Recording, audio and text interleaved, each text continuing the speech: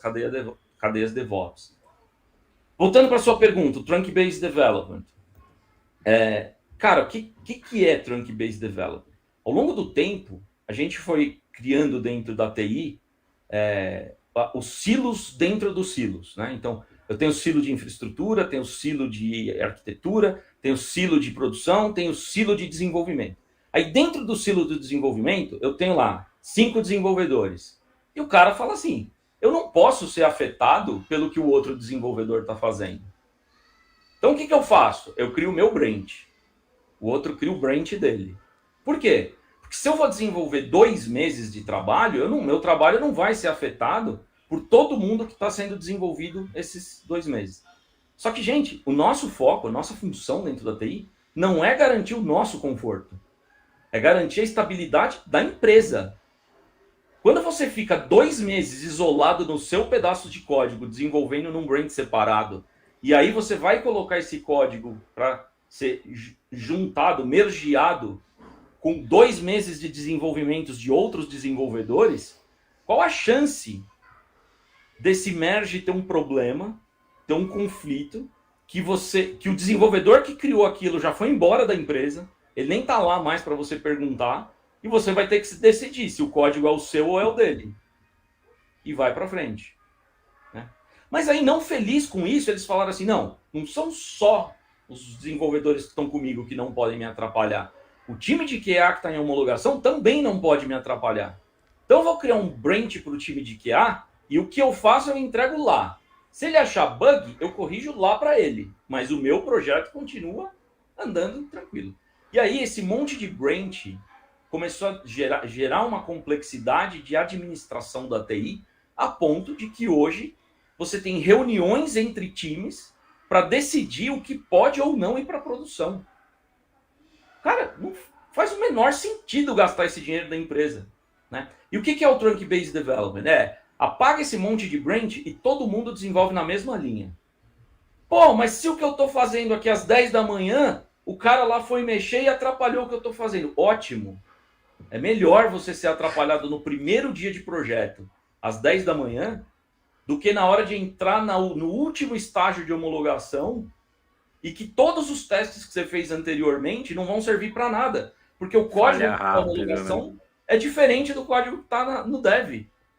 Né? Então, assim, atrapalha rápido, resolve rápido. Pô, mas toda hora o cara me atrapalha. Filho, desculpa. Já inventaram, como é que era o nome antigamente? O ICQ.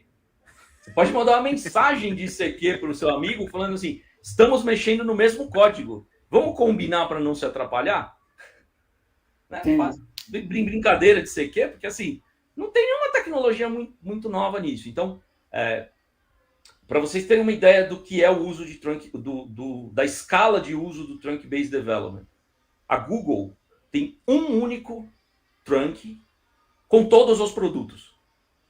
Tipo assim, se você mexer no Gmail e dar um commit, ela vai testar o YouTube, vai testar o Google Business, vai testar todo o resto também, para ter uma certeza que o seu código não vai afetar nenhum outro produto da empresa. São 9 milhões de desenvolvedores ao redor do mundo. Não são 5 squads, são 9 milhões de desenvolvedores mexendo todos na mesma linha de código.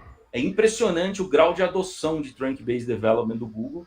Eu gosto de falar porque assim, mas é o Google. Desculpa, cara, hoje não existe nenhuma tecnologia que o Google use que não esteja disponível para você na sua máquina, na sua casa. Pura verdade. Então, é o Google, significa, são cérebros melhores que o meu, porque a tecnologia é igual. Então, ou eu admito que eu não tenho a capacidade cerebral de entender o que está acontecendo, ou eu me movo. Das duas, uma. Não dá para discutir contra resultados. Né? Então, obviamente, gente, isso é um pouco de provocação. Né? Alguém vai vir falar para mim, mas eu mexo com Salesforce, eu mexo com não sei o quê. Sim, existem algumas limitações para o uso de Trunk-Based, não sejamos xiitas, mas assim, 89,3%, para ser bem chute, Trunk-Based resolve e dá para ser usado com monolito, com microserviço, com o diabo A4 que você imaginar. Aí vão perguntar assim, mas como é que a gente vai controlar qual é a feature que vai para produção, qual que não vai? Fala um pouco de feature flag aí, por favor, para a gente. Beleza, legal. Primeira coisa, gente, a gente precisa desconectar duas coisas que na TI tradicional, no passado, ocorriam juntas, que é o deploy lógico e o deploy físico.